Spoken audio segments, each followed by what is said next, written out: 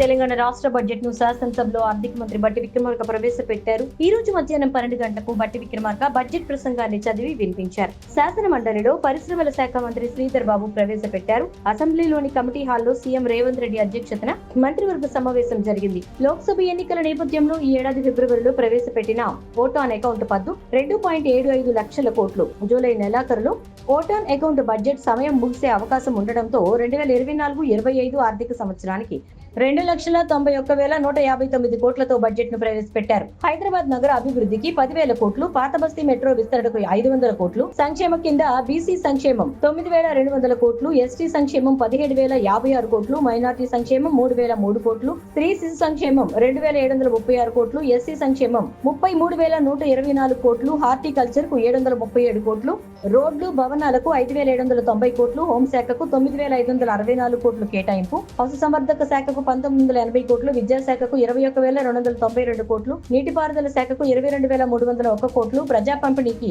3,836 కోట్లు, గృహజ్యోతికి 2,418 కోట్లు, పరిశ్రమల శాఖకు 2,762 కోట్లు, ఐటీ శాఖకు 774 కోట్లు, 500 రూపాయల గ్యాస్ సిలిండర్ కు 723 కోట్లు, అడవులు పర్యావరణ శాఖకు 1,064 కోట్లు, ట్రాన్స్పోర్ట్ డిస్కంలకు 16,410 కోట్లు, వైద్యారోగ్య శాఖకు 11,468 కోట్లు, బీసీ సంక్షేమానికి 9,200 కోట్లు, మైనార్టీ శాఖకు 3,003 కోట్లు, స్త్రీ శిశు సంక్షేమ శాఖకు 2,736 కోట్లు, రీజనల్ రింగ్ రోడ్డుకు 1,525 కోట్లు, గృహజ్యోతికి 2,418 కోట్లు, ఎస్సీ సంక్షేమానికి 33,124 కోట్లు, ఎస్టీ సంక్షేమానికి 17,056 కోట్లు, జీహెచ్ఎంసీ పరిధిలో మౌలిక వస్తువుల కల్పనకు 3,065 కోట్లు కేటాయించారు.